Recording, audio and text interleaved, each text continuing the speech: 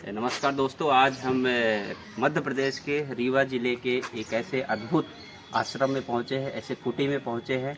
अगर आप बघेलखंड के हैं और बघेलखंड में खासकर रीवा ज़िले के हैं और रीवा ज़िले में तरहार के हैं तो आप लोग निश्चित इस जगह को जानते होंगे। आप लोग पीछे ही बैकग्राउंड देख के समझ गए होंगे कि हम लोग पहुँच चुके हैं। ये डभौरा के पास एक गाँव पड़ता है पनवार में ही ये कुटी है। और ये कुटी है बहुत ही ज़्यादा फेमस और बहुत ही ज़्यादा विख्यात और बहुत ही ज़्यादा इस एरिया में फेमस और जानकार, जिनको श्री नरसिंह दास जी महाराज कहते हैं।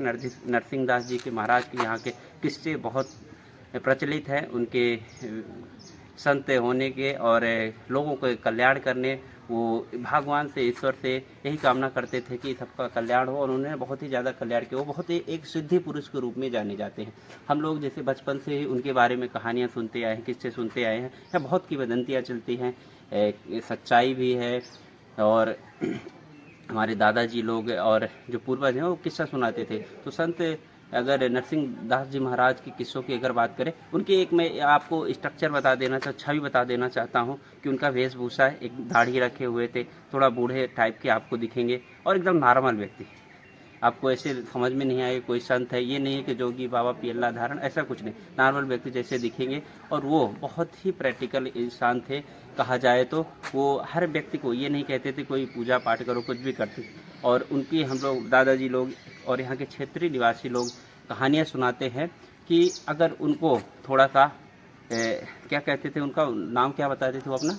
अवहड़ कहते थे। और वो अपने मतलब उनको ऐसा कहा जाता था, उनको बैठने के लिए अगर खाट दिया जाए ना तो ज़रूरी नहीं वो बैठेंगे, वो उल्टा करके भी बैठ जाते थे कभी कभी। और कोई अगर रास्ते में चल रहा है तो कभी कभी अपशब्द भी बोल दिया करते थे। तो उनको लोग कोई बुरा नहीं मानता, तो उनको पता है कि ये विख्यात संत है और सिद्ध पुरुष है। कभी कभी तो ये बुखार आने पर एक झापड़ एक आपको अगर आप उनसे नमस्ते करेंगे तो एक चाटा दे देंगे, लेकिन वो जो चाटा होता था ना, उस इंसान का जीवन बदल देता था। उसका मतलब हमें लाइफ ही चेंज हो जाता था। इतनी विख्याति और इतनी ज़्यादा उसको धन संपदा और सब कुछ का कल्याण होता, तो एक प्रसाद की तरह होता। तो संत अगर नरसिंह दास बाबा जी का एक बात तो ऐसे होते कहा जाता है कि वो जो जैसे बैल होते हैं, किसी बैल गाय वो ढील देते, ढील मतलब उनको छोड़ देते थे तो उससे खेती चर लेते, तो बोलते थे कि चरने दो इनको, इनके लिए तो है। और यहाँ आप लोग देख पा रहे हैं हमारे जस्ट दाएं साइड में, अगर मैं बाद में भी दिखाऊंगा, ये रामशाला नदी है। और रामशाला नदी की किस्से की अगर हम लोग बात करें तो ये इतने दिनों से मैं यहाँ आने का मुझे मौका आज मिला, लेकिन बहुत दिनों से मैं किस्सा सुन रहा था कि एक बार भंडारा यहाँ पे चल रहा था। तो भंडारा जब चल रहा था तो हम लोग को मालूम है कि जैसे ही समय बीतता जाएगा तो पूड़ी हम लोग छानते हैं। पूड़ी छानने में क्या हो रहा था, तेल और घी की कमी पड़ रही थी। घी से जनरली होता था, जब घी की कमी पड़ रही थी तो लोगों को टेंशन हो गई। अभी तो भंडारे में बहुत लोगों को खाना है, लेकिन अभी हमारा घी खत्म हो गया। तो नरसिंह दास जी महाराज बोलते हैं जाओ वहाँ से भर के लाओ पानी। सब लोग टेंशन में आ गए भाई कि पानी से कैसे पूड़ी बनेगी। लेकिन उसके बाद जो वो बोलते गए और कढ़ाई पे, हमने कढ़ाई आगे दिखाऊंगा, कढ़ाई पे वो डालते गए घी को, मतलब पानी को, और वो घी बनता चला गया। तो सोचिए कितने मतलब अद्भुत थे, कितने विख्यात और कितने सिद्ध पुरुष थे। सबसे बड़ी बात सिद्धि उनको प्राप्त थी और उनके नेचर को, उनके कैरेक्टर को आज तक कोई जान भी नहीं चाहे। बहुत लोग इसमें रिसर्च भी कर रहे हैं कि वो कैसे पुरुष थे। है जो कि डभौरा के आस मतलब 2-3 किलोमीटर के पास में है, रीवा जिले में है। तो एक बार आप पूरे आश्रम को आप दिखा दीजिए। आपको भी कभी अगर मौका मिले आने का तो ज़रूर यहाँ पे आइएगा। मुझे तो आके बहुत ही ज़्यादा सुकून मिल रहा है। अरे हमारे यहाँ पर एक मित्र है जो कई बार से हमको और अभी भी बोल रहे हैं कि आप भंडारे के टाइम होगा आइएगा ज़रूर। तो सीपी उनका नाम है। तो वो मुझे बहुत रिक्वेस्ट कर रहे थे। तो यहाँ की कहानियाँ उनसे अगर सुनना है, मैं कई बार मौका मिलेगा आपको ज़रूर सुनाऊँगा। वो यहीं के हैं, वो क्षेत्र के हैं, वो बहुत करीब से जानते हैं। हालांकि उनको देखने का शायद मौका नहीं मिला होगा नरसिंह दास जी महाराज का, लेकिन वो काफ़ी करीब से जुड़े हुए हैं और सब कुछ जानते हैं। तो ये रहा कुटी धाम, आप लोग ज़रूर देखिएगा। तो फिर मिलते हैं इसी तरह वीडियो लेके मैं फिर से आऊँगा। नमस्कार, जय श्री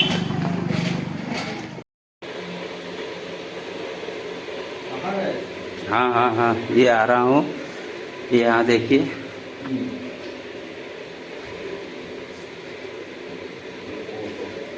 इनका नाम बाबा रहे एकदम। ये नरसिंह दास बाबा की मूर्ति है, काफ़ी प्रख्यात ये संत हुए। इनके बारे में हमने कहानियाँ पहले ही बताई है। उसे देसी भाषा में अपना आपको अवहड़ बोलते थे। अवहड़ बोला जाता था इनको अपने से। लीलावतारी संत श्री नरसिंह महाराज जी, तो ये अवहड़ बोलते थे कि अवहड़। इनके बारे में कहानियाँ किस्से हमने शुरू में ही बता रखे आपको, और बताते ही चलूँगा कि ये बहुत ही प्रैक्टिकल इंसान थे। ये और भी बहुत सारे पंदरिया बाबा, बहुत सिद्ध पुरुष थे, खड़ेश्वरी महाराज थे, बहुत सारे। ये परशुराम जी हैं क्या?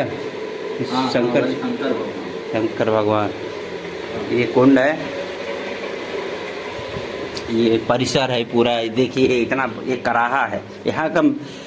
हम जो किस्सा सुनाए हैं ना, यहाँ के सबसे बड़ा ये देखिए पूरा परिसर, कुटी परिसर। शक्ति दुर्गा माता मंदिर है यहाँ पर।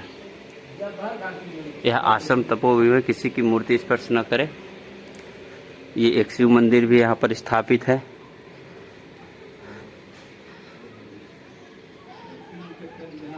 ये संकट मोचन हनुमान लला का यहाँ मूर्ति आप लोग देख पा रहे हैं।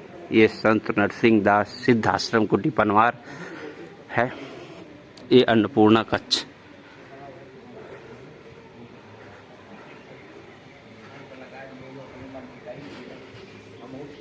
यहाँ पर आप बहुत ही शांत वातावरण है। आप लोग आएंगे तो बहुत ही, ये यहाँ पर व्यासपीठ है। हर साल यहाँ पर भागवत कथा होती है। और ये मंदिर है राधा कृष्ण का मंदिर। ये हम दिखाएंगे आपको सीढ़ियों से चढ़ के। ये संत नरसिंह महाराज है, इनकी मूर्ति है। यहाँ से आप लोग देख पा रहे होंगे रामशाला नदी, जस्ट बगल से रामशाला नदी यहाँ से गुजरती है।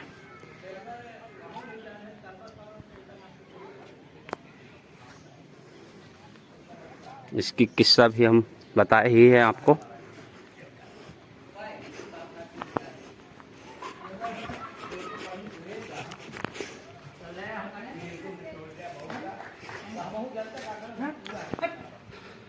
ये भंडारा कच्छ है। जैसा कि हमने पहले ही बताया कि उनके दरबार में कभी भी कोई कमी नहीं होती थी। उधर क्या है? क्या है? हॉस्पिटल? ये वाली कहाँ? वो ये आप देख पा रहे होंगे, ये कुआं है इसी पनवार कुटी धाम में।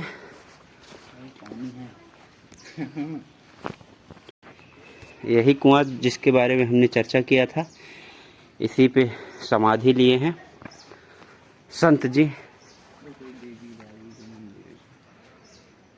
ये हॉस्पिटल था पुराने ज़माने का यहाँ का। तो ये परिसर बहुत ही बेहतरीन है, आश्रम जैसे है। आप लोग यहाँ आइए और घूमिए और भंडारा वंडारा करते रहिए। ये आपको दिख रहे होंगे पूरे परिसर में गाय हैं, पूरा बहुत अच्छा माहौल है। आप देखिए यहाँ पर यज्ञ होते रहते हैं बड़े बड़े।